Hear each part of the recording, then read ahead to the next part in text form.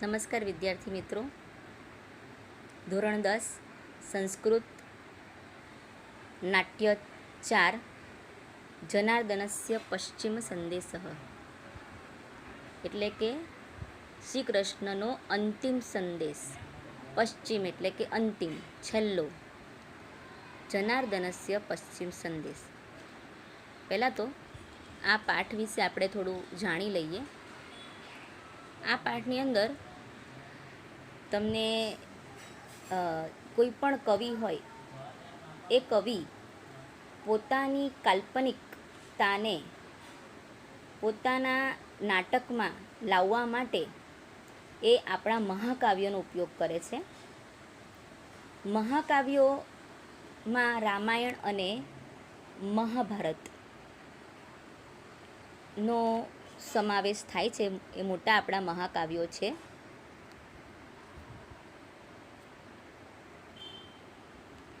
એ મોટા મહાકાવ્યો છે આપણા. તો એ મહાકાવ્ય ઉપર આધારિત જ આ પાઠ છે. મહાભારત ઉપર આધારિત આ પાઠ છે. ભાસ નામના કવિએ 13 નાટકો લખ્યા છે. એમાંનું મહાભારત પર એક આધારિત નાટક છે દૂત ઘટોત્કચ. ઘટોત્કચ પહેલાં તો એ નામ તમે બધાએ સાંભળ્યું હશે. હિડિંબાને ભીમથી થયેલો પુત્ર ઘટોત્કચ. એનું નામ ઘટોત્કચ કેમ રાખ્યું એ પણ જાણવા જેવું છે.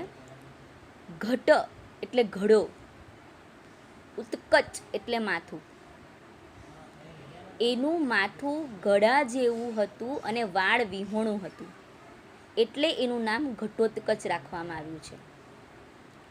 આ પાઠમાં ઘટોત્કચ સાથે દુર્યોધન, શકુની અને ધૃતરાષ્ટ્રના રોચક સંવાદો આપેલા છે અને જે નાટ્યરસ જન્માવે છે.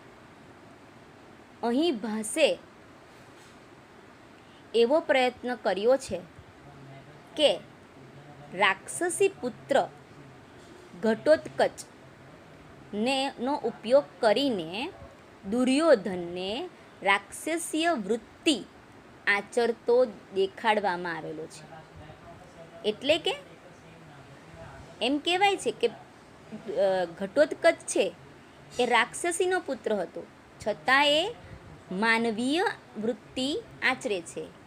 અને દુર્યોધન મનુષ્યનો પુત્ર હતો, છતાં રાક્ષસી વૃત્તિ આચરે છે. આવો વિરોધાભાસ આ પાઠમાં બતાવ્યો છે. તો મિત્રો, આ એક ટૂંક નોંધ તરીકે પણ આવી શકે કે ભાઈ ઘટોત્કચનું પાત્ર, તો એમાં આ તમે લખી શકો. ઘટોત્કચ એ સંદેશો લઈને જાય છે, શ્રી કૃષ્ણનો અંતિમ સંદેશો. શું કામ સંદેશો લઈને જાય છે? કારણ કે અભિમન્યુ મૃત્યુ પામ્યો છે. અભિમન્યુની અન્યાયી હત્યા કરવામાં આવી છે. એને કારણે અર્જુનનો રોષ ચરમસીમાએ છે. અર્જુન બધા કૌરવોને મારી નાખવા માટે તત્પર બન્યો છે. આ મહાસંહારને એક છેલ્લી વાર રોકી લેવા માટે એક અંતિમ પ્રયાસ શ્રી કૃષ્ણ કરવા માંગે છે. આથી અહીંયા શ્રી કૃષ્ણ ભગવાન દૂત ઘટોત્કચને દૂત બનાવીને કૌરવોની છાવણીમાં મોકલે છે. ત્યાર પછીની જે વાતચીત છે તે આ પાઠમાં આપેલી છે. તમે આ 3 પેરેગ્રાફ ઉપરના છે એમાં આ બધું ટૂંકમાં તમને મળી જશે. આ કથા વસ્તુ છે તે મહાભારત પર આધારિત છે અને અભિમન્યુ મૃત્યુ થઈ ગયું છે. અભિમન્યુના મૃત્યુથી જે આઘાત લાગ્યો છે અર્જુનને, એ આઘાતને કારણે શ્રી કૃષ્ણ ભગવાન આ યુદ્ધને રોકવા માટે એક અંતિમ પ્રયાસ રૂપે ઘટોત્કચને દૂત બનાવીને કૌરવોની છાવણીમાં મોકલે છે. તો મિત્રો, આ ત્રણ પેરેગ્રાફ મેં તમને એમ તો સમજાવ્યા જ છે, પણ તમે એકવાર વાંચી જજો. હવે આપણે પાઠ શરૂ કરીએ. તો તમને જે મેં ઉપરના 3 પેરેગ્રાફ ઉપરના 3 પેરેગ્રાફ જે વાંચવાના કીધા એ પેરેગ્રાફમાંથી જ તમને આવી એક ટૂંકનોંધ પૂછાઈ શકે કે ઘટોત્કચનું પાત્રાલેખન, એવી એક ટૂંકનોંધ પૂછાઈ શકે. તો હવે આ પાઠમાં જે ટૂંક સાર છે એ હું તમને કહી દેવા માંગુ છું. એ ટૂંક સારમાં એ રીતનું છે કે ઘટોત્કચ દૂત બનીને જાય છે, ત્યાં પ્રવેશે છે. પ્રવેશીને એ સૌ પહેલાં તો ધૃતરાષ્ટ્રને જુએ છે અને એ ધૃતરાષ્ટ્રને એ કહે છે કે તમે તો સ્વપુત્રના જન્મદાતા છો, અને પાસે જઈને પછી અભિવાદન કરે છે. પણ અભિવાદન કરતાં કરતાં અટકી જાય છે અને પછી એમ કહે છે કે ના ના, આ તો ક્રમભંગ થયો, પહેલાં મારા ગુરુઓનો તમે પ્રણામ સ્વીકાર કરો અને પછી હું તમારું અભિવાદન કરું છું. ધૃતરાષ્ટ્ર એને પુત્ર તરીકે સંબોધે છે અને એને આવકાર આપે છે. અને પછી એ કહે છે કે તમે કલ્યાણકારી છો, એવા કલ્યાણકારી તમને ચક્રાયુધે એટલે કે શ્રી કૃષ્ણ ભગવાને એક સંદેશો મોકલ્યો છે. એ સાંભળતા જ ધૃતરાષ્ટ્ર ઊભો થઈ જાય છે. શ્રી કૃષ્ણ એ માનનીય હોવાથી એનો સંદેશો ઊભા થઈને સાંભળવાનો પ્રયત્ન કરે છે. પરંતુ અહીંયા ભાસે બતાવ્યું છે એ પ્રમાણે એક માનવીય વૃત્તિ આચરે છે અને એ ઘટોત્કચ એને બેસીને સંદેશો સાંભળવા કહે છે અને જેવી આજ્ઞા એમ કરીને ધૃતરાષ્ટ્ર બેસી જાય છે. ત્યારબાદ ઘટોત્કચ જે છે એ શરૂ કરે છે અને શરૂઆતમાં જ એ કહે છે, એ શરૂઆતમાં પોતાના વાક્યો નથી બોલતો, શરૂઆતમાં એ અર્જુનના વાક્યો બોલે છે. અર્જુનને અભિમન્યુના મૃત્યુથી જે શોક થયો છે એ શોકને વર્ણવતા અર્જુનના વાક્યો બોલે છે. મિત્રો, એ યથાવત આપણે મોઢે કરવાના રહેશે, કારણ કે વિલાપ છે તે અર્જુનનો વિલાપ એ પોતાના મુખે કહે છે કે હાય બેટા અભિમન્યુ, હાય બેટા કુરુકુળના પ્રદીપ, એટલે કે કુરુકુળ એટલે એમનું કુળ, એટલે કે પાંડવોનું કુળ, અને યદુકુળના અંકુર, યદુકુળ એટલે એના મામાનું કુળ, યદુકુળના અંકુર, તું તારી માતા મામા અને મને છોડીને, હવે અહીંયા વાક્ય સમજવા જેવું છે, તારી માતા મતલબ કે તમને ખબર જ છે અભિમન્યુની માતા આપણે બધા જાણીએ છીએ મહાભારતના પાત્રોને. તો અભિમન્યુની માતા સુભદ્રા અને અર્જુનનો પુત્ર અભિમન્યુ છે, અને સુભદ્રા એ કોની બહેન છે? શ્રી કૃષ્ણની, એટલે એના મામા શ્રી કૃષ્ણ થશે. એટલે તારી માતા એટલે સુભદ્રાને, મામા એટલે કે શ્રી કૃષ્ણને, અને મને મતલબ કે અર્જુન જાતે બોલે છે એટલે પોતાની વાત કરે છે, મને છોડીને તું પિતામહને મળવાની ઈચ્છાથી. પિતામહ એટલે એના દાદા. દાદા કોણ થાય? અર્જુનના પિતા એના દાદા થાય. અર્જુનના પિતા કોણ? પાંડુ રાજા. તો એ પાંડુ રાજા જે અત્યારે હયાત નથી, એ સ્વર્ગે સિધાવી ગયા છે, તો તેને તું મળવાની ઈચ્છાથી તું સ્વર્ગે સિધાવ્યો છે. કલ્પાંત કરે છે, હાય બેટા અભિમન્યુ, હાય બેટા કુરુકુળના તેજસ્વી દીપક, યદુકુળના અંકુર. હજુ તો એ અંકુર હતો, હજી એ સંપૂર્ણપણે ખીલ્યો પણ નહોતો, એ પહેલાં જ એનું મૃત્યુ થઈ જાય છે, એટલે એને અંકુર કહે છે. અંકુર, તારી માતા મામા અને મને છોડીને તું પિતામહને જોવાની આશાથી, ઈરાદાથી સ્વર્ગે સિધાવ્યો છે. આવી રીતે આટલા અર્જુનના વાક્યો છે. આટલા અર્જુનના વાક્યો બોલીને હવે ઘટોત્કચ પોતાના વાક્યો બોલે છે કે હે પિતામહ, જો એક પુત્રના વિનાશથી અર્જુનની આવી દશા થતી હોય તો વળી આપની કેવી થશે? તો હવે તમે અત્યારે ને અત્યારે જ તમારી સંપૂર્ણ સેનાને પાછી વાળી લો, નહીંતર શું થશે? જેથી કરીને તમારા જે પુત્રો છે એ પુત્રો જે આ બદલો લેવાની ભાવના જે છે એના અગ્નિમાં બળીને રાખ ન થઈ જાય. કે છે કે તમારી આ સેનાને તમે પાછી વાળી લો,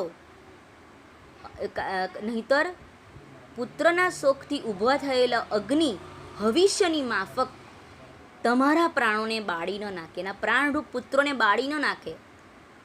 શું બાળી ન નાખે? અગ્નિ. એ અગ્નિ શેનાથી ઉત્પન્ન થયો છે? પુત્રના શોકથી. જે અગ્નિ ઉત્પન્ન થયો છે અર્જુનમાં, તે અગ્નિ ભવિષ્યની માફક, ભવિષ્ય એટલે કે અગ્નિમાં હોમમાં આવતો પદાર્થ, ભવિષ્યની માફક તમારા પ્રાણોને બાળી ન નાખે, એવી રીતે એને સમજાવે છે. ત્યારબાદ હજુ તો આ ઘટોત્કચ આ બધું બોલે છે ત્યારે તરત જ શકુની વચ્ચે બોલી દે છે કે શું તારા બોલવાથી આખી પૃથ્વી અર્જુન જીતી લેવાનો છે? શું તારા બોલવાથી બધા ક્ષત્રિયોનો નાશ થઈ જવાનો છે? અને ઘટોત્કચ તરત જ આવા કડવા વેણ ફક્ત શકુનીના જ હોય અને શકુનીને કહે છે કે હે શકુની, તું આવે જુગારના પાસાને છોડીને બાણ ચલાવવા યોગ્ય થા. જુગારના, કારણ કે શકુની છે એ જુગાર રમવામાં પાવરદો હતો અને એને જ કારણે એમણે જુગારની રમતમાં પાંડવોને હરાવ્યા હતા. એટલે કે છે હવે તું જુગારના પાસાને છોડી દે, યુદ્ધ કરવાનો સમય આવ્યો, તું બાણ ચલાવવા યોગ્ય થા. એટલે ઘટોત્કચ આ રીતે વાત કરે છે. ત્યારે દુર્યોધનથી કહેવાતું નથી, એના મામાને કીધું એટલે દુર્યોધનને લાગી આવે છે. એટલે કહે છે કે તું તારા મૂળ સ્વભાવ પર, એનો મૂળ સ્વભાવ એને રાક્ષસ માને છે ને, ઘટોત્કચ એક રાક્ષસ છે, એટલે કે તું તારા મૂળ સ્વભાવ પર ગયો જ, બતાવી દીધું ને તે તારો મૂળ સ્વભાવ. પણ તું એવું નહીં માનતો, અમે પણ રાક્ષસો જેવા જ છે, અમે પણ રાક્ષસો જેવા ઉગ્ર સ્વભાવવાળા છે, રૌદ્ર રાક્ષસોના ઉગ્ર સ્વભાવવાળા છે, અમે પણ રાક્ષસ જ છીએ. ત્યારે તરત જ ઘટોત્કચ તકનો લાભ લેતા તરત કહે છે, અરે ના ના, તમે તો રાક્ષસો કરતાં પણ વધારે ક્રૂર છો. કેવી રીતે ક્રૂર છો? કે રાક્ષસો ક્યારેય પણ પોતાના ભાઈઓને લાક્ષાગૃહમાં બાળી નાખતા નથી. આ આગળની જે ઘટના છે એને યાદ કરાવે છે કે રાક્ષસો ક્યારેય પણ પોતાના ભાઈઓને લાક્ષાગૃહમાં બાળી નાખતા નથી. ક્યારેય પણ પોતાના ભાઈની પત્નીને માથાથી તેવી રીતે સ્પર્શ કરતા નથી. આ કરુણ ઘટના એ યાદ કરાવે છે, જેથી કરીને દુર્યોધનનો રોષ ભભૂકી ઉઠે છે. એ કહે છે કે જ્યારે એવું કહે છે કે તમારી માફક અમે રાક્ષસો છે છતાં પણ અમે અમારા ભાઈઓને આવી રીતે મારતા નથી, અમારી ભાઈની પત્નીઓને માથાથી એવી રીતે સ્પર્શ કરતા નથી. દુશાસન જ્યારે ઝૂકટું રમાયું ત્યારે જ્યારે યુધિષ્ઠિર એ દ્રૌપદીને દાવ પર લગાડે છે, ત્યારે દ્રૌપદીને હારી જતા દુર્યોધન દુશાસનને આદેશ આપે છે કે તું દ્રૌપદીને લઈ આવ અહીંયા. ત્યારે દ્રૌપદીને લેવા જતાં દ્રૌપદી જ્યારે આવવાની ના પાડે છે, ત્યારે દુશાસન તેને માથાના વાળ ખેંચીને રાજસભામાં લઈ આવે છે.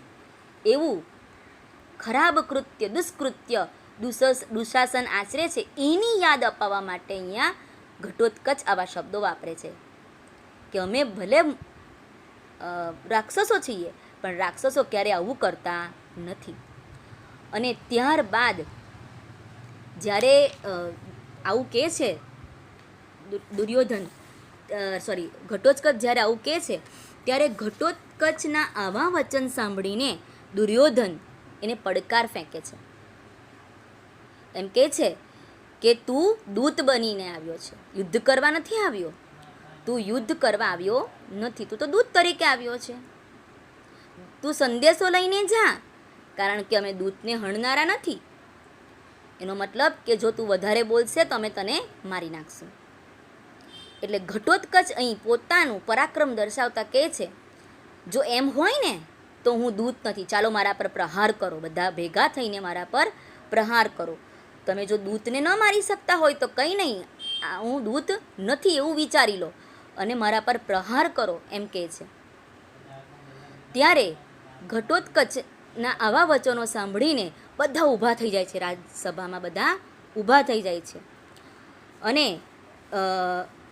પછી તરત જ ધૃતરાષ્ટ્ર આ વાતાવરણને શાંત કરવાનો પ્રયત્ન કરે છે અને કહે છે કે તમે આ બધાને ક્ષમા કરી દો અને મારા વચનને સમજનારા થાઓ.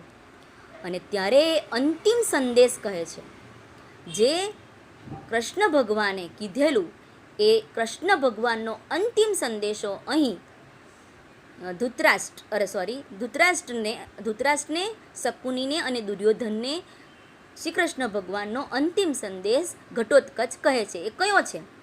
તો કહે છે, અરે ઓ રાજાઓ સાંભળો, ધર્મનું આચરણ કરો, સ્વજનોને બચાવવાની ચિંતા કરો. જે કંઈ મનની હાર્દિક ઈચ્છા હોય, જે કંઈ મનમાં ઈચ્છેલું હોય ને તો અહીં જ પૂરું કરી લો. નહીંતર કલ્યાણકારી ઉપદેશની જેમ પાંડવોના રૂપમાં યમરાજા સૂર્યના કિરણો સાથે તમારી પાસે આવી પહોંચશે. આ સંદેશો જે છે એ સમજવા જેવો કે ધર્મનું આચરણ કરો અને સ્વજનોને બચાવવાની ચિંતા કરો. જો તમે એવું ન કરવાના હોય ને તો કલ્યાણકારી ઉપદેશની જેમ પાંડવોના રૂપમાં યમરાજા તમારી પાસે સૂર્યના કિરણો સાથે આવી પહોંચશે. એટલે કે સૂર્યના કિરણો બીજે દિવસે સવારે જ તમારી પાસે યમરાજા આવી પહોંચશે, પણ કોના રૂપમાં? પાંડવોના રૂપમાં. ને તમારે જે કંઈ કરવું અહીંયા કરી લો, કારણ કે તમને નર્કમાં આવી કોઈ તમારી ઈચ્છાને પૂર્ણ કરવામાં આવશે નહીં. તો આ રીતે આખો પાઠ અહીંયા અંતિમ સંદેશાથી પૂર્ણ થાય છે. તો હવે આપણે મિત્રો જે પાઠ છે એનું ભાષાંતર, શબ્દના અર્થ સહિત સમજવા જઈ રહ્યા છીએ. તો શરૂઆત જુઓ આ રીતે છે. મિત્રો તમે જે કંઈ કદાચ તમને ચોપડીમાં ઝાંખું દેખાતું હોય તો તમે તમારી ચોપડી લઈને પણ બેસી શકો છો. હું અહીંયા ભાષાંતર કરું છું, સાથે સાથે શબ્દના અર્થ પણ સમજાવતી જાઉં છું. અહીંયા મેં શબ્દના અર્થ પણ લખીને રાખ્યા છે, એટલે તમારે આ પણ શબ્દના અર્થ બધા ઉતારવાના છે. પણ પહેલાં આપણે પાઠ સમજીએ અને પછી શબ્દના અર્થ તરફ જઈએ. ઘટોત્કચ, પ્રવિશ્ય, પ્રવેશીને, અરે, અયે એટલે અરે, અયમ આ, અત્ર ભવાન ધૃતરાષ્ટ્ર, અરે, અયમ એટલે આ, અત્ર ભવાન ધૃતરાષ્ટ્ર. હવે અત્ર ભવાન ધૃતરાષ્ટ્રનો મિનિંગ, પહેલાં પ્રવિશ્ય શબ્દ છે, બરાબર? પ્રવિશ્ય એટલે પ્રવેશીને, એ સંબંધક ભૂત કૃદંત છે. જો મિત્રો, હું તમને પાઠમાં આવતા કૃદંત, પાઠમાં આવતા સમાસ અને પાઠમાં આવતી સંધિઓ કહેતી જ જઈશ. એટલે સ્વાધ્યાયમાં અલગથી કરાવવાનો આગ્રહ રાખતા નહીં. પાઠમાં જેમ જેમ આવશે તેમ તેમ હું કરાવતી જઈશ. એટલે પ્રશ્નો પણ હું તમને કરાવતી જઈશ. એટલે સ્વાધ્યાય અલગ કરાવવાનું તમે આગ્રહ ન રાખતા. તમને સાથે કરાવું તો તમને યાદ રહે એ હેતુસર હું તમને સાથે જ કરાવી દઈશ. તો પ્રવિશ્ય સંબંધક ભૂત કૃદંત છે. ત્વા, ય અને ત્ય, એમાંનો ય અહીં તમને દેખાય છે, સંબંધક ભૂત કૃદંત છે. એનો મતલબ થશે પ્રવેશીની. અયે એટલે અરે, અયમ એટલે આ, અને અત્ર ભવાનનો મતલબ અહીંયા કર્યો છે મહાશય. અરે આ મહાશય. હવે આગળનું વાક્ય જોઈએ. અનાર્ય સતસ્ય ઉત્પાદયિતા. અનાર્ય સતસ્ય, સતસ્ય એટલે 100, અનાર્ય એટલે અનાર્ય. 100 અનાર્ય પુત્રોના ઉત્પાદયિતા, જન્મદાતા અથવા જન્મને આપનાર. જો એ જ એવું જ ભાષાંતર છે. અનાર્ય સતસ્ય ઉત્પાદયિતા, 100 અનાર્ય પુત્રોને જન્મ આપનાર. પછી ઉપશ્રુત્ય એ સંબંધક ભૂત કૃદંત છે. પાસે જઈને, એનો મિનિંગ થશે પાસે જઈને. સંબંધક ભૂત કૃદંતમાં ગુજરાતીમાં ને જ આવે, પાસે જઈને. આગળ જુઓ, પાસે જઈને પિતામહ.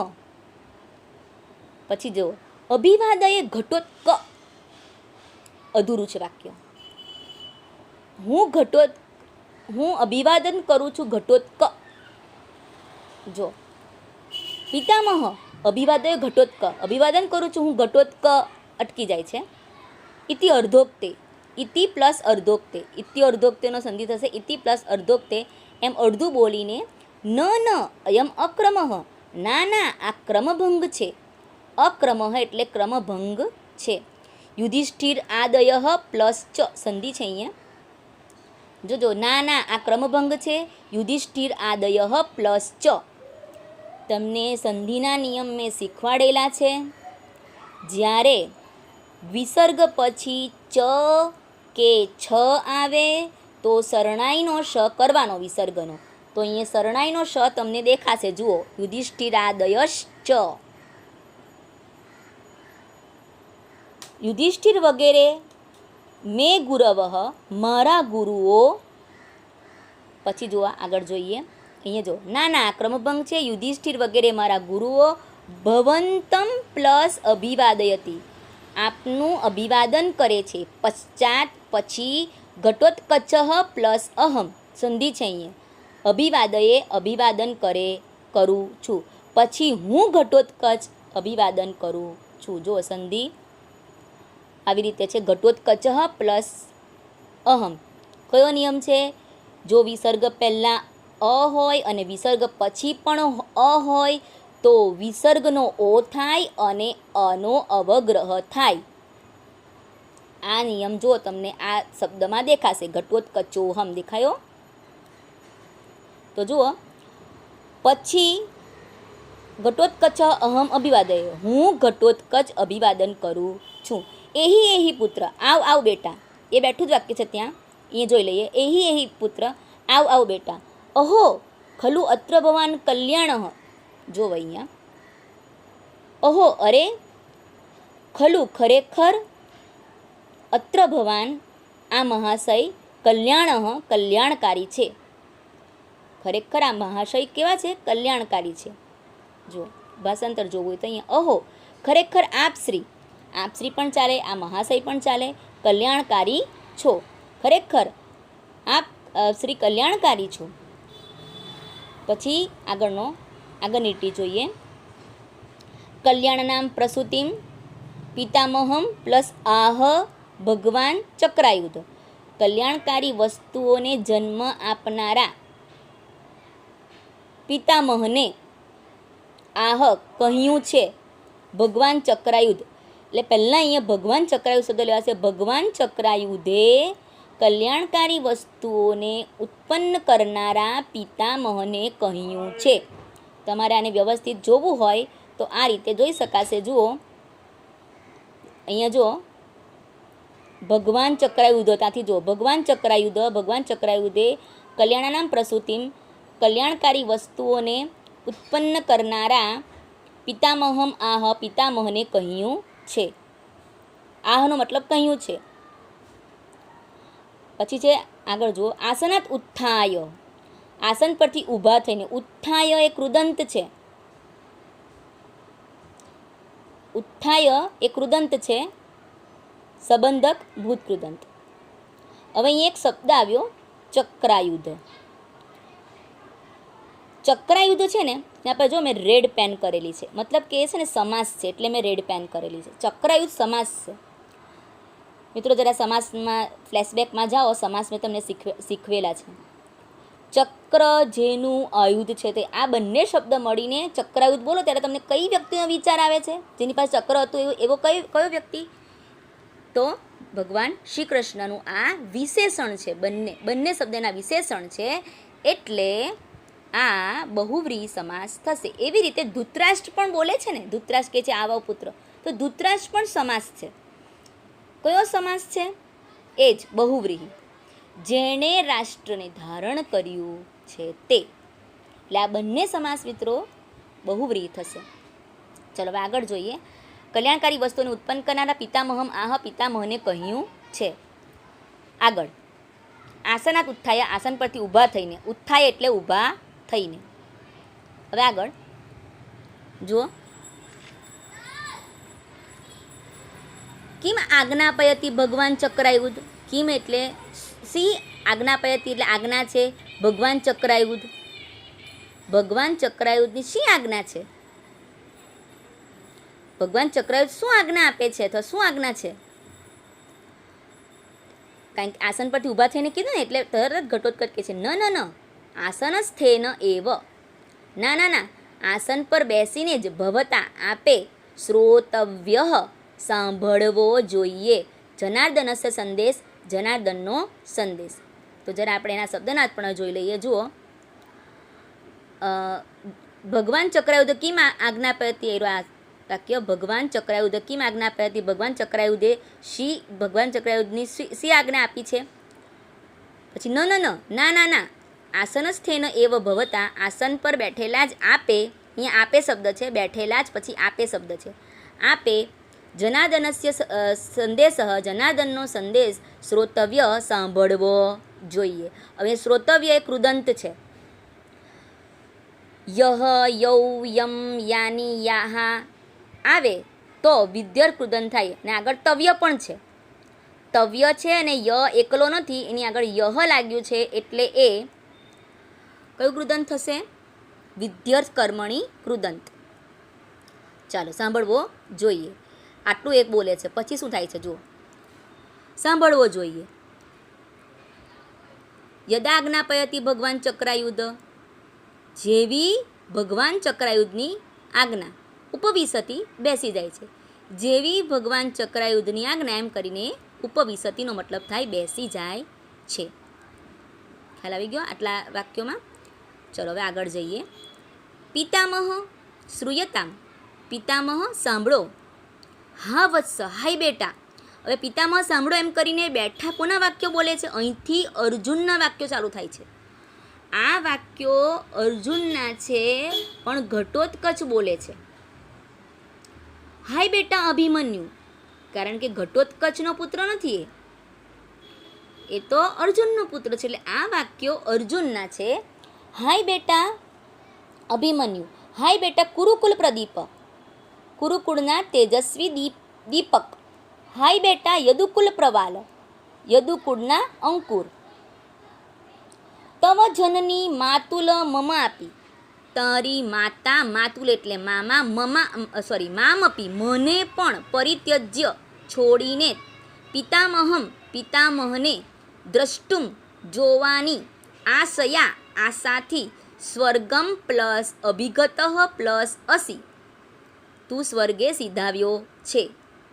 પિતામહ, ચલો આટલું પહેલાં જોઈ લઈએ, આ લીટી જોઈ લઈએ ફરીથી. પિતામહ સાંભળો.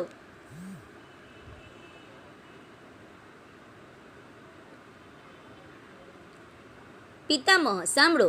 હાય બેટા અભિમન્યુ, હાય બેટા કુરુકુળના તેજસ્વી દીપક, હાય બેટા યદુકુળના અંકુર, તારી માતા, મામા અને મને પણ પરિત્યજ્ય છોડીને, પિતામહને દ્રષ્ટુમ જોવાની, આશયા આશાથી, સ્વર્ગમ અભિગત અસી તું સ્વર્ગે સીધાવ્યો છે.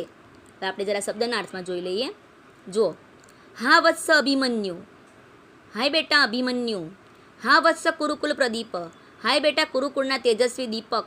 હા વત્સ યદુકુલ પ્રવાલ, હાય બેટા યદુકુળના અંકુર. તવ જનની માતુલ મામપી, તારી જનની એટલે માતા, મામા અને મને પણ, પરિત્યજ સંબંધભૂત કૃદન છે, છોડીને. પિતામહમ દ્રષ્ટુમ, પિતામહને જોવાની, દ્રષ્ટુમ એ હેતવર કૃદન છે, પિતામહને જોવાની, આશયા આશાથી. બરાબર છે? હવે જુઓ અહીંયા, જો આશાથી જુઓ, પછી આગળ જુઓ. સ્વર્ગમ અભિગત અસી તું સ્વર્ગે સીધાવ્યો છે, તું સ્વર્ગે સીધાવ્યો છે. બસ આટલા વાક્યો છે અર્જુનના. આમાંથી એક સવાલ બને, ગુજરાતીનો એક સવાલ બને કે અર્જુનનો વિલાપ વર્ણવો. અર્જુન જે વિલાપ કહે છે એ વિલાપ વર્ણવો. તમારો સવાલ છે કેવો કે અભિમન્યુનું મૃત્યુ થતાં અર્જુને કરેલા વિલાપનું વર્ણન કરો. એ હું તમને કરાવતી જ જાઉં છું સવાલ જવાબ પણ. તો અર્જુનનું મૃત્યુ થતાં અભિમન્યુનું મૃત્યુ થતાં અર્જુન વિલાપ કરતાં કહે છે કે હાય બેટા અભિમન્યુ, હાય બેટા કુરુકુળના તેજસ્વી દીપક, હાય બેટા યદુકુળના અંકુર, તારી માતા, મામા અને મને પણ છોડીને તું પિતામહને જોવાની ઈચ્છાથી સ્વર્ગે સીધાવ્યો છે. આટલો એનો વિલાપ છે. તે તમારે તમારો આ એક સવાલ છે. તમારા ટોટલ ગુજરાતીના 3 સવાલ છે, એમાં એક સવાલ આવી ગયો છે. બરાબર છે. હવે આની અંદર લાલ મેં એ કર્યું છે ચકરડું, એટલે અહીંયા એ સમાસ છે. કુરુકુલ પ્રદીપ, આને છૂટું પાડીએ તો શું થશે? કુરુકુળ પ્રદીપ. તો કુરુકુળનો તેજસ્વી દીવો, નો આવ્યું એટલે ષષ્ઠી તત્પુરુષ થશે. કુરુકુળનો તેજસ્વી દીવો એટલે ષષ્ઠી તત્પુરુષ થશે.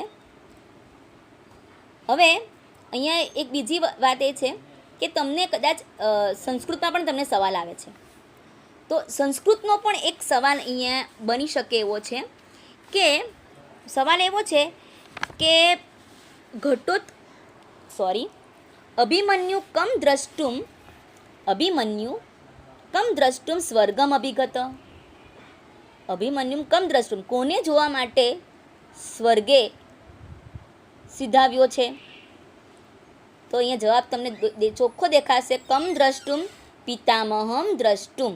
પિતામહને જોવાથી સ્વર્ગે સીધાવ્યો, જોવાની ઈચ્છાથી સ્વર્ગે સીધાવ્યો છે. આ એક સવાલ તમને પૂછાઈ શકે. પછી અત્યાર સુધી મેં જે પાઠો ચલાવ્યા એમાં એકદમ કોમન સવાલ જવાબ છે. એકદમ કોમન, આટલું એક પેજ ચલાવ્યું એમાં એકદમ કોમન સવાલ છે જે તમને લોકોને ફક્ત વાર્તા સાંભળીને પણ આવડી જાય. પણ એ હું તમને સંસ્કૃતમાં પૂછું છું કે યદુકુલ પ્રવાલકઃ. યદુકુલ પ્રવાલ કોણ છે? બધાને ખ્યાલ આવી ગયો હશે. અભિમન્યુ. કારણ કે કહથી પ્રશ્ન પૂછ્યો છે ને મેં, એટલે અભિમન્યુ. પછી એક બીજો સામાન્ય એકદમ સવાલ છે કે અભિમન્યુ કસ્ય પુત્ર આસીત. તમે વાર્તા સાંભળી, મેં તમને વાર્તા કીધી, એના પરથી તમારે બોલવાનું છે કે અભિમન્યુ કોનો પુત્ર છે? અર્જુનસ્ય. કસ્ય તો અર્જુનસ્ય. ત્યારબાદ ત્રીજો સવાલ છે કે અભિમન્યુના મામા કોણ છે? શ્રી કૃષ્ણ લખો, જનાર્દન લખો, બધું ચાલે. અભિમન્યુના મામા કોણ છે? માતુલ એટલે મામા. અભિમન્યોહો માતુલઃ કહ. તો એનો જવાબ શું આવશે? જનાર્દન અથવા શ્રી કૃષ્ણ. તમે જે લખો તે. પછી આગળનો એક સવાલ કે ઘટોત્કચ કોનો સંદેશો લઈને જાય છે? ઘટોત્કચ કોનો સંદેશો લઈને જાય છે? તો ઘટોત્કચ જનાર્દનનો સંદેશો લઈને જાય છે. તો જનાર્દનસ્ય ઘટોત્કચ, સંસ્કૃતમાં પૂછું છું, ઘટોત્કચ કસ્ય સંદેશમ નયતિ? ઘટોત્કચ જનાર્દનસ્ય સંદેશમ નયતિ. બરાબર છે. તમારા પાઠનું ટાઇટલ જનાર્દનસ્ય પશ્ચિમ સંદેશ. હવે આગળ આટલા પ્રશ્નો અહીંયા પૂછાઈ શકે એટલા મેં તમને પૂછી લીધા છે. બરાબર છે. એટલે સાથે સાથે તમારું સ્વાધ્યાય પણ ક્લિયર થાય છે. ઘણા બધા સ્વાધ્યાયના સવાલ પણ આવી ગયા છે અને તમારા જે પાઠમાં ગુજરાતી સવાલ આવે છે એ પણ આવી ગયા છે. હવે આગળ જોઈએ આપણે શકુનીના હજુ આપણે બાકી છે. હવે અહીંયા અર્જુનનો જે છે તે વિલાપ પૂરો થાય છે. હવે અહીંયા હવે જે બોલે છે ને એ ઘટોત્કચ બોલે છે. અહીંયાથી પિતામહ એક પુત્ર વિનાશાત, એક પુત્રના વિનાશથી, અર્જુનની તો ઈદૃશી ખલુ અવસ્થા, ખરેખર આવી દશા છે. કા એટલે સી, પુનઃ ભવતો ભવિષ્યતિ, પુનઃ વળી, ભવતો આપની, કા સી ભવિષ્યતિ થશે. ફરી બોલું છું. અર્જુનની તો ઈદૃશી આવી ખરેખર અવસ્થા છે, તો પુનઃ વળી ભવતો આપની કા ભવિષ્યતિ, સી થશે, તો વળી આપની સી થશે. તતઃ પછી ક્ષિપ્રમ, તો પછી પણ અહીંયા આપણે તેથીના અર્થમાં લેવું પડશે.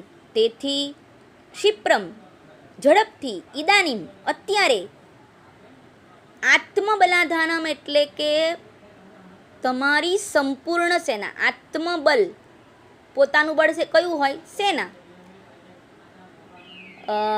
કુરુસ્વ પાછી વાળો. તો ઝડપથી અત્યારે તમારી સંપૂર્ણ સેનાને, પોતાની સંપૂર્ણ સેનાને કુરુસ્વ એટલે પાછી વાળો. ચલો અહીંયા સુધી આપણે પહેલાં જોઈ લઈએ શબ્દના અર્થ. ક્યાંથી બાકી છે? પિતામહ એક પુત્ર વિનાશાત, ત્યાંથી જોઈએ.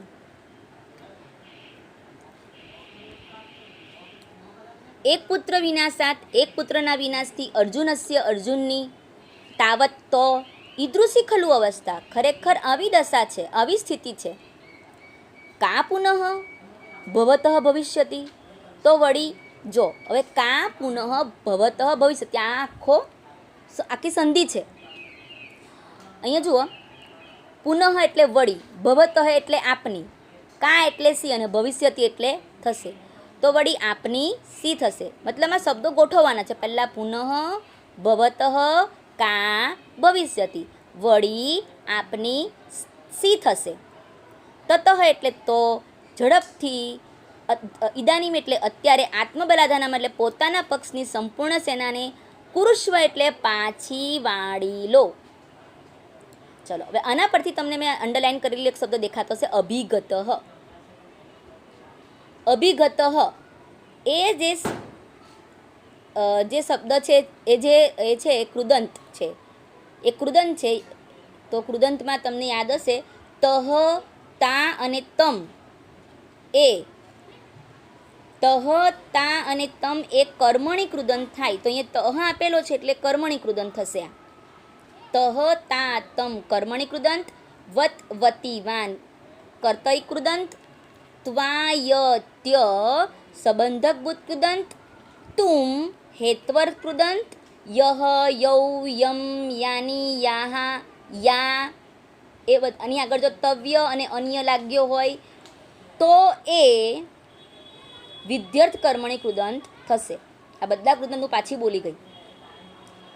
ચાલો તો હવે આપણે આગળ જઈએ. તમારી સંપૂર્ણ સેનાને પાછી વાળી લો. હવે આગળ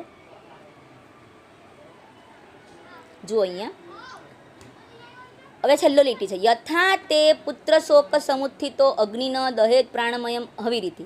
હવે આ વાક્યોને અહીંયા સમજવા કરતાં આપણે મેં જે લખ્યું છે ત્યાં સમજીએ તો તમને સરળ પડશે. જો અહીંયા મેં આખું વાક્ય છે ને એને નંબર આપીને સમજાવેલા છે. યથા પહેલો નંબર છે, જો બેઠું એ જ વાક્ય લખેલું છે, બેઠું ચોપડીનું વાક્ય જ મેં લખેલું છે, પણ સમજાવવા માટે મેં અહીંયા તમને આ વાક્ય જે છે આપેલું છે એ વાક્યના નંબર પણ તમારે જોવાના છે અને ભાષાંતર પણ જોવાનું છે. પહેલું કયો નંબર છે?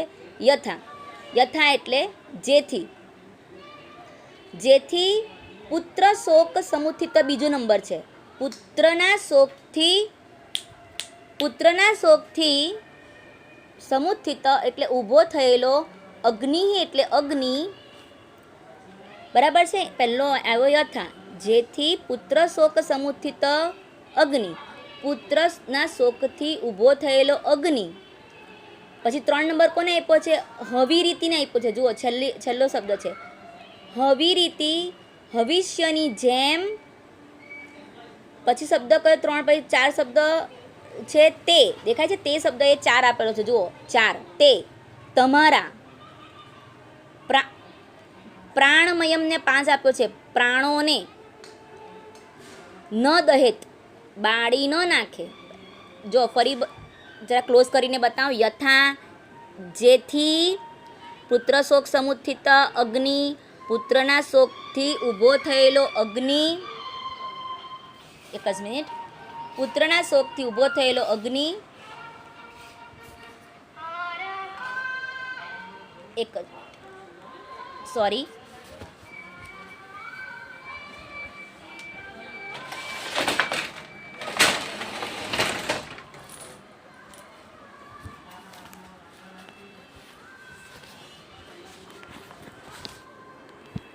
હા, તો સોરી મિત્રો, જો અહીંયા જેથી પુત્ર શોક સમુત્થિત અગ્નિ, પુત્રના શોકથી ઊભો થયેલો અગ્નિ, તે એટલે તમારા. પછી 5મો નંબર છે પ્રાણમયમ એટલે પ્રાણોને, હવિરીતિ એટલે ભવિષ્યની માફક બાળી ન નાખે. પહેલો નંબર યથા જેથી, બીજો નંબર પુત્ર શોક સમુત્થિત અગ્નિ, પુત્રના શોકથી ઊભો થયેલો અગ્નિ, હવિરીતિ, ત્રીજો નંબર ભવિષ્યની જેમ, ભવિષ્યની માફક, તે એટલે તમારા. પછી પ્રાણમયમ એટલે પ્રાણોને, ન દહેત એટલે બાળી ન નાખે. આ લીટી આ રીતે થશે. હવે તમે ડાયરેક્ટ ચોપડીમાં જોવા જશો તો તમને ડાયરેક્ટ સમજ પડવાની નથી. જુઓ, યથા તે પુત્ર શોક સમુત્થિત, આમાં તે તો પછી લેવાનો છે. યથા એટલે જેથી પુત્ર શોકથી ઊભો થયેલો, પછી શું આપણે કશો લીધેલો અગ્નિ એટલે અગ્નિ, પછી હવિરીતિ એટલે હવિષ્યની માફક, દેખાય છે શબ્દ છેલ્લો હવિરીતિ, હવિષ્યની માફક. તે પછીનો આગળનો શબ્દ લેવાનો, તે તમારા પ્રાણોને, તમારા પ્રાણમયમ પ્રાણોને. પછી અગ્નિ પછી એક બીજો ન આપેલો છે, એટલો મતલબ થશે ન, અને દહેત એટલે દહેત, બાળી ન નાખે, શકુની. ચલો જુઓ, હવે આટલું થઈ ગયું છે. હવે અહીંયા એક સમાસ આવી ગયો છે, પુત્ર શોક સમુત્થિત. તમને દેખાતું હશે, આવ્યું સમાસ છે અહીંયા, પુત્ર શોક સમુત્થિત. પુત્રના શોકથી ઊભો થયેલો, જો થી તમને દેખાતું હશે, ભાષાંતર કર્યું છે એમાં, થી ઊભો થયેલો એટલે સમુત્થિત, અને પુત્ર શોક એટલે પુત્રનો શોક. તો પુત્રનો શોક એકલું પુત્ર શોક હોત તો ષષ્ઠી વિભક્તિ થાય, પણ પુત્ર શોક સમુત્થિત છે એટલે થી વચ્ચે આવે છે, બે શબ્દોની વચ્ચે થી આવે છે એટલે તૃતીયા વિભક્તિ થશે. એટલે તૃતીયા વિભક્તિ પ્રમાણે તૃતીયા તત્પુરુષ સમાસ, તૃતીયા તત્પુરુષ સમાસ થશે. બરાબર છે. આખી લીટી મેં તમને સમજાવી દીધી. હવે શબ્દનાર્થ સમજાવવાની જરૂર નથી, છતાં પણ શબ્દનાર્થ જો જે પ્રમાણે શબ્દો છે એ રીતે જ મૂકેલા છે. યથા પુત્ર શોક સમુત્થિત અગ્નિ હવિરીતિ તે પ્રાણમયમ ન દહેત. બરાબર છે. હવે આપણે આગળ જઈએ. આશા રાખું તમને આ વાક્ય સમજ પડી હશે. થોડું વાક્ય આમ તેમ છે પણ ખ્યાલ આવી ગયો હશે. આગળ, યદિ સ્યાદ વાક્ય માત્રેણ નિર્જિતેયમ વસુંધરા. હવે જુઓ, આવું તો બોલી દીધું, પણ શકુની એનું ઝેર ગોળવાનું ભૂલતો નથી, એ વચ્ચે બોલી ઉઠે છે. યદિ જો, સ્યાદ એટલે થાય, એ છેલ્લે લેવાનો શબ્દ. સંસ્કૃતમાં યદિ એટલે જો, વાક્ય માત્રેણ વાક્ય માત્રથી, વસુંધરા પૃથ્વી, નિર્જિતેય જીતાઈ જતી, સ્યાદ જીતાઈ જતી હોય અથવા જીતાઈ જાય. જો વાક્ય માત્રથી પૃથ્વી જીતાઈ જાય એટલે એનો કહેવાનો મિનિંગ શું, કે તું શું બોલશે એનાથી પૃથ્વી નહીં જીતાઈ જવાની, એના માટે તમારે યુદ્ધ કરવું પડશે એમ. તારા વાક્ય માત્રથી કંઈ પૃથ્વી જીતાઈ જવાની નથી. વાક્ય વાક્ય યદિ, યદિ એટલે જો, વાક્ય વાક્ય વાક્ય વાક્યમાં ભવેત એટલે થાય, અને સર્વક્ષત્ર વધ એટલે બધા ક્ષત્રિયોનો વધ. કૃત એટલે ભવેત કૃત એમ સાથે લઈ લેવાનું, થઈ જાય. હવે અહીંયા આપણે શબ્દના અર્થમાં આપણે જોઈશું તો તમને વધારે ખ્યાલ આવશે. જો યદિ વાક્ય માત્રેણ વસુંધરા, જો વાક્ય માત્રથી પૃથ્વી, નિર્જિતેય સ્યાદ જીતાઈ જતી હોય. યદિ વાક્ય વાક્ય જો વાક્ય વાક્યમાં સર્વક્ષત્ર કૃત ભવેત, સર્વક્ષત્ર વધ કૃત ભવેત, બધા ક્ષત્રિયોનો વધ થઈ જાય, બધા ક્ષત્રિયોનો વધ થઈ જાય. જો વાક્ય વાક્યમાં વાક્ય વાક્ય અથવા વાક્ય વાક્યમાં બધા ક્ષત્રિયોનો વધ થઈ જાય. એટલે તું બોલશે એટલે કે અમે બધા ક્ષત્રિયો હણાઈ નથી જવાના, તું બોલશે એટલે કે તારાથી પૃથ્વી જીતાઈ નથી જવાની, એમ કહે છે. આવું બોલે છે ત્યારે તરત જ શકુની એષ વ્યાહરતી, અહીંયા સંધિ છે શકુની પ્લસ એષ. તમને નિયમ પણ સાથે સાથે યાદ કરાવતી જાઉં. જો વિસર્ગ પહેલાં અ સિવાયનો કોઈ સ્વર હોય અને વિસર્ગ પછી જો અ સિવાયનો કોઈ સ્વર આવતો હોય તો એનો ર થાય. બરાબર છે. અને જો સ્વર નહીં હોય ને વ્યંજન હોય તો રેફ થાય. પણ અહીંયા સ્વર છે એટલે શકુની રેસ, રમાં એ ભળી જાય. શકુની પ્લસ એ સહ. અહીંયા વિસર્ગનો ર થયો તો શું કામ? કારણ કે વિસર્ગ પહેલાં ઈ છે, અ નથી, ને વિસર્ગ પછી સ્વર છે એટલા માટે. ચાલો, શકુની એ સહ,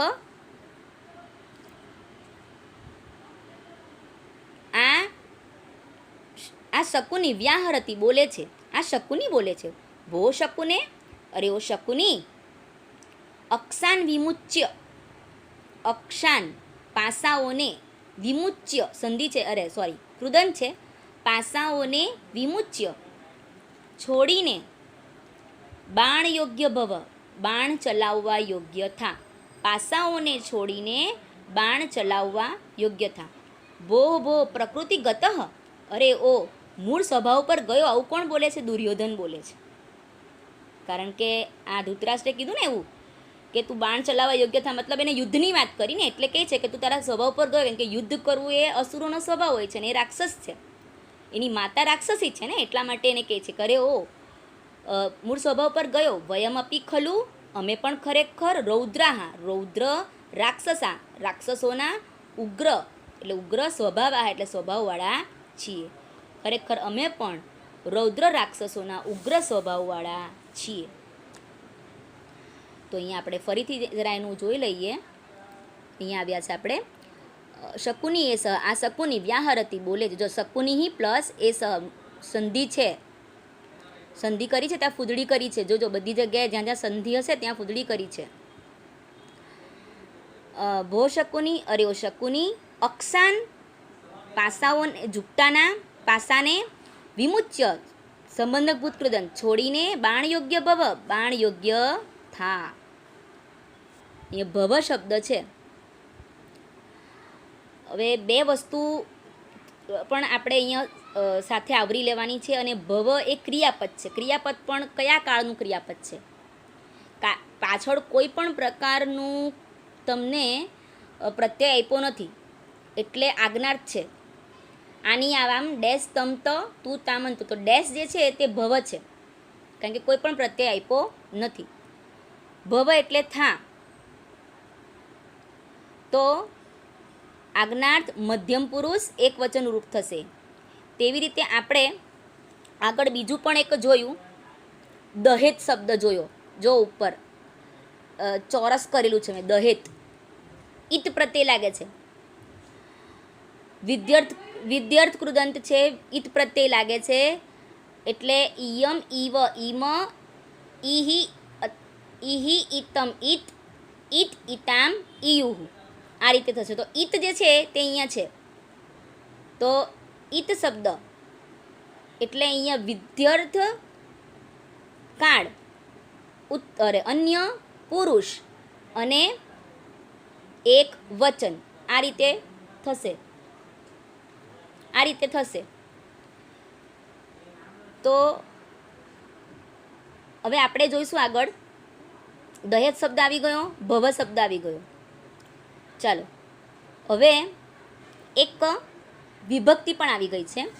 વિભક્તિમાં છે શકુને, પિતામહમ અને શકુને. જુઓ તમે અહીંયા જોશો,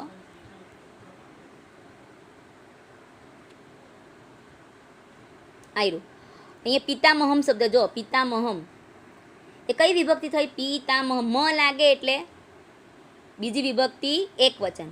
આ સ યા, યા લાગ્યું. મૂળ શબ્દ છે આશા. આશા એટલે આકારાંત. આકારાંત એટલે લતા પ્રમાણે. તો લતા, લતામ, લતયા, આશયા એટલે આકારાંત તૃતીયા વિભક્તિ એક વચન. પિતામહમ આવી ગયું, આશયા આવી ગયું, અને એક હમણાં બીજું કયું જોયું આપણે? શકુને, સોરી, હા શકુને. શકુનેહ શબ્દ જે છે એ છઠ્ઠી વિભક્તિ છે, શકુનેહ. તો આ રીતે. હવે આગળ આપણે ભાષાંતર જોઈએ. અરે ઓ મૂળ સ્વભાવ પર ગયો. અમે પણ ખરેખર રૌદ્ર રાક્ષસોના ઉગ્ર સ્વભાવવાળા છીએ. તો મિત્રો હવે આટલું આપણું અહીંયા આજે પૂરું થાય છે. હવે પછીનું આપણે બીજા વિડીયોમાં પાર્ટ 2માં હવે પછીનો પાર્ટ જોઈશું. અસ્તુ.